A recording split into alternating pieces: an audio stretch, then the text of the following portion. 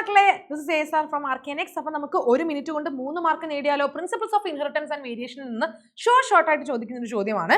Characters of certain genetic disorders are given below, identify the given disorders. അതായത് genetic ഡിസോർഡറിന്റെ character തന്നിട്ടുണ്ട്, അത് ഏത് ഡിസോർഡർ ആണ് നമ്മൾ ഐഡന്റിഫൈ ചെയ്യണം. അപ്പൊ ഒന്നാമത്തത് ഇതാണ്, sex linked recessive disorder that affect the clotting of blood. അതായത് ഇതൊരു സെക്സ് ലിങ്ക്ഡ് റെസസീവ് ഡിസോർഡർ ആണ്. ഇത് നമുക്കൊരു ചെറിയ മുറിവുണ്ടെങ്കിൽ പോലും ധാരാളം രക്തം നഷ്ടപ്പെടുന്ന അവസ്ഥ. കാരണം നമ്മുടെ രക്തം കട്ട പിടിക്കാൻ സഹായിക്കുന്ന പ്രോട്ടീൻസ് ഇല്ലേ, ക്ലോട്ടിംഗ് ഫാക്ടേഴ്സ്. ഈ ക്ലോട്ടിംഗ് ഫാക്ടേഴ്സിനെ ഉണ്ടാക്കുന്ന ജീൻ മ്യൂട്ടേറ്റഡ് ആയിപ്പോയി. അപ്പൊ എന്താണ്, ആ പ്രോട്ടീൻ ഇല്ല, അപ്പൊ രക്തം കട്ട പിടിക്കുന്നില്ല. ചെറിയ മുറിവിലൂടെ പോലും ധാരാളം രക്തം നഷ്ടപ്പെടും. സോ ഇത് ഏത് അവസ്ഥയാണ്? This is haemophilia. ഏത് ജനറ്റിക് ഡിസോർഡർ ആണടാ? ഹീമോഫീലിയ ആണല്ലേ. അടുത്തത് നിങ്ങൾ നോക്കിക്കേ, the disorder caused by the substitution of glutamic acid by valine at the 6th position of beta globin chain of haemoglobin.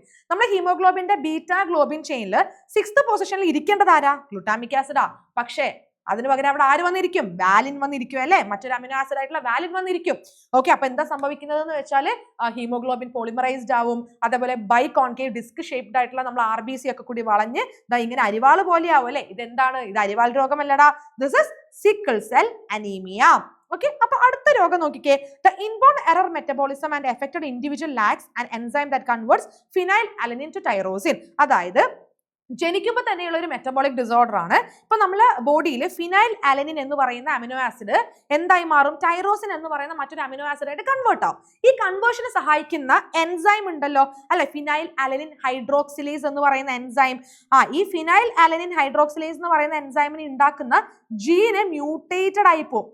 അപ്പൊ ആ ജീന് മ്യൂട്ടേറ്റഡ് ആയി പോയപ്പം എന്താണ്, ഈ പറയുന്ന എൻസൈം അവിടെ ഇല്ല. അപ്പൊ ഫിനൈൽ അലനിന് ടൈറോസിൻ ആയിട്ട് മാറാൻ പറ്റില്ല. ഫിനൈൽ അലനിൻ കെട്ടിക്കിടക്കും, ഫിനൈൽ പൈറുവിക് ആസിഡ് ആയിട്ട് മാറുന്നു. അപ്പൊ ഇത് ഏതവസ്ഥയാണ്? Phenyl ketonuria. അപ്പൊ മക്കളെ നോക്കിക്കേ, ഈ ഫിനൈൽ കീറ്റോന്യൂറിയന്റെ സിംറ്റംസ് മറക്കാതെ കമന്റ് ചെയ്യാം.